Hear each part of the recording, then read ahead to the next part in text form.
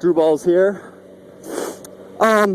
Today, first of all, I wanted to post some videos earlier, a couple days ago, but unfortunately, it's been raining the past 4 days here. Well, 3.5, I guess, if you want to count today as a half day. But as you can see, we got some sun, so figured I'd get out on the bike and post a video. But anyways, in those days of raining, I was kind of, skimming over YouTube, watching some videos, and I pretty much saw, I would say, at least like 10 or 15 videos on, whether or not you should buy a 600 or a 250 for your first bike.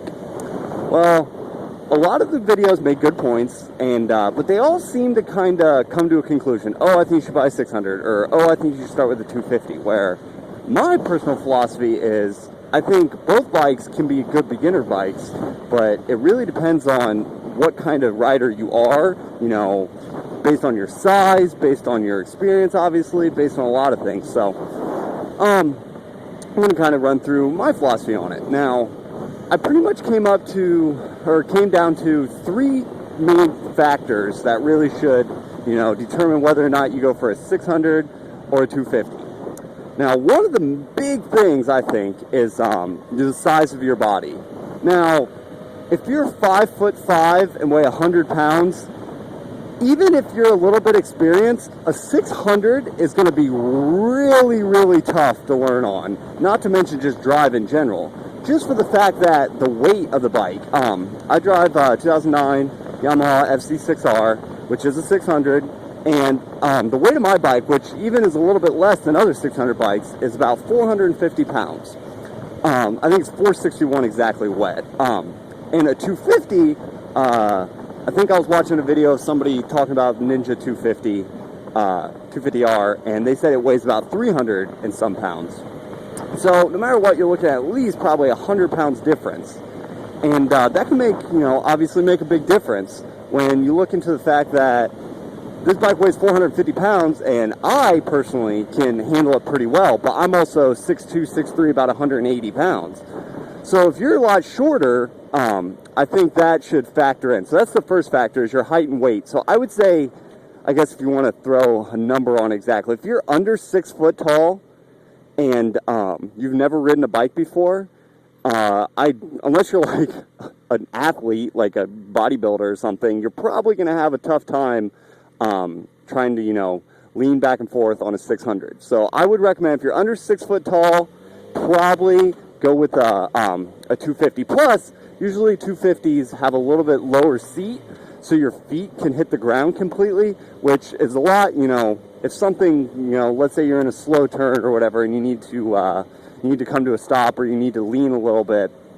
The fact that you can get your feet down easily and flat is a thing. So I would recommend, obviously, if you're around the 6 foot range, it might be depending on the bike that you're looking at. So I would say if you're under 6 feet and you still want a 600 ridiculous, I would recommend going to a dealer and sitting on the bikes. And if your feet both touch flat on the ground, and you would consider yourself in decent shape, then I would say, okay, maybe get a 600.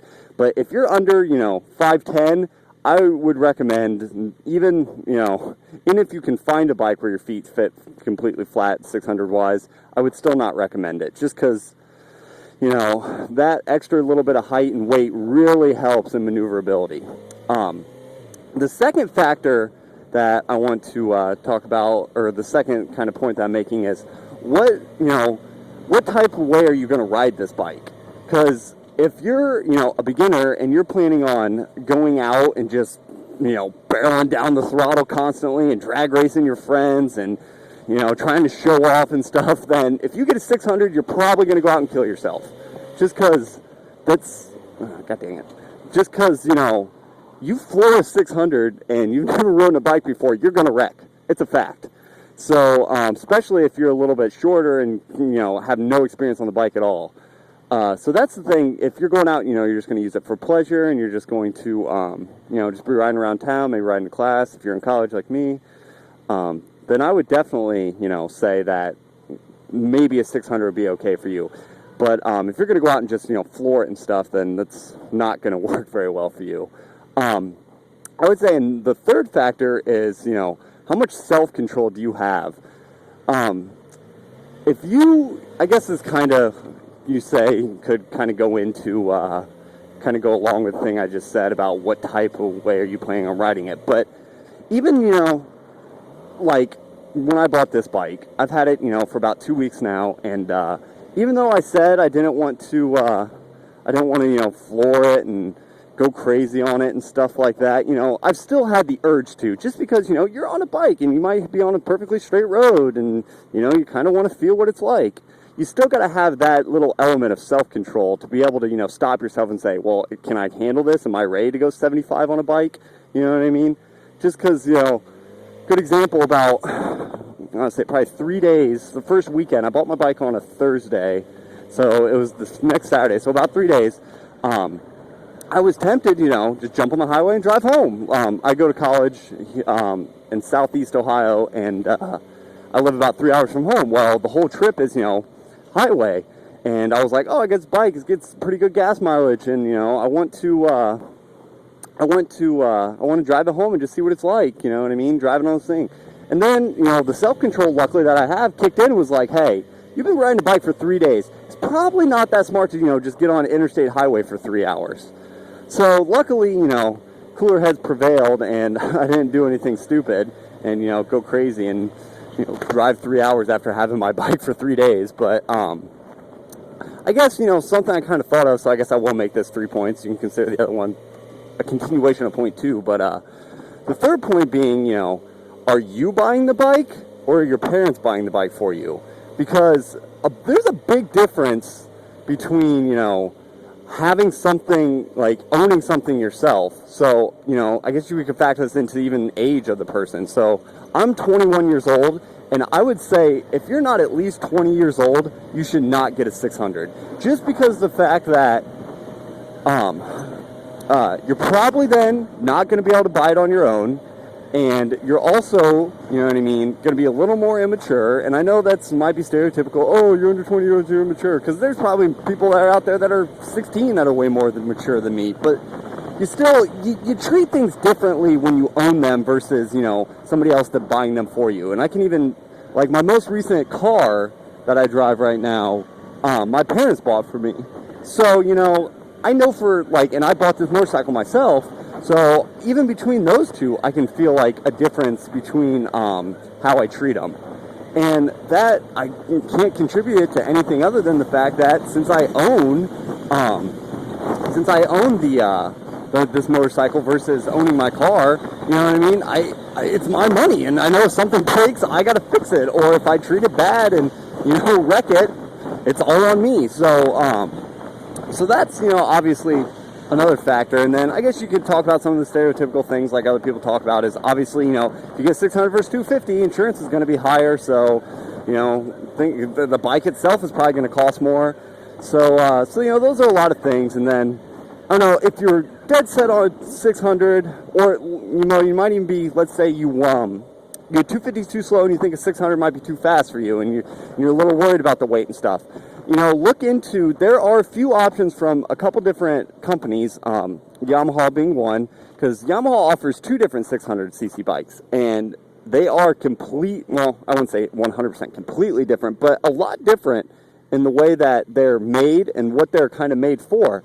You look at the bike that I have, the FC6R, and then you look at the R6, the R6 has, you know, 30 more horsepower, on top of the fact that it's a lot, you know, ergonomics are a lot different. This bike has a lot more, you sit a lot more upright when you sit on it.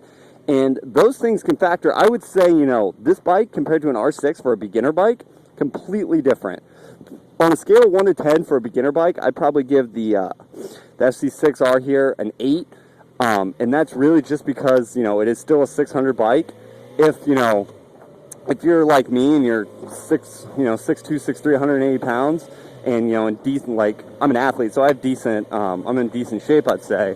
So, you know, I would recommend this as a 10 out of 10 for people like that. Now, if you're, obviously, if you're a little bit smaller or not as comfortable on a 600cc, then obviously it'd be like an 8. So, and then you take the R6 for a beginner bike, probably like a 4 or a 3 even. just because it has, you know, like I said, 30 more horsepower. And for a motorcycle, that's quite a bit. Not to mention the fact that the way the engine is tuned, it's tuned more for racing. So, you know, you're going to have a lot more torque at the rear tire. You're going to be, you know, on this one, I can give it, you know, right there's about half throttle, and, you know, it doesn't really go crazy, granted I'm in a high gear, but still, where, you know, you're on R6, you're going to be really pulling hard, and your front wheel's going to start coming up, and, you know, you're going to have opportunities on that type of bike that you would not have on this. And that's, you know, and that's just the way the bike is made. Not to mention it costs about, I think it costs about $4,000 more, which obviously is a downfall.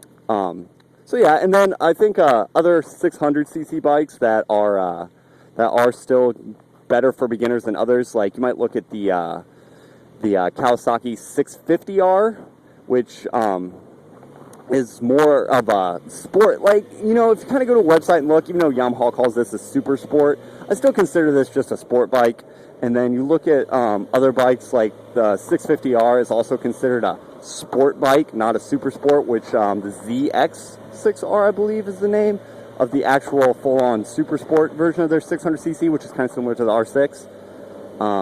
So yeah, so that's kind of my take on things. And I just wanted to, real quick at the end of this video, I wanted to make a shout out to the few people that have subscribed to me since I started vlogging here about a week or 2 weeks ago. And another shout out to Jim in Texas, just because he recommended a movie recently, 1 week, and I thought it was pretty good. So make a shout out to him specifically. All right, thanks you all for listening.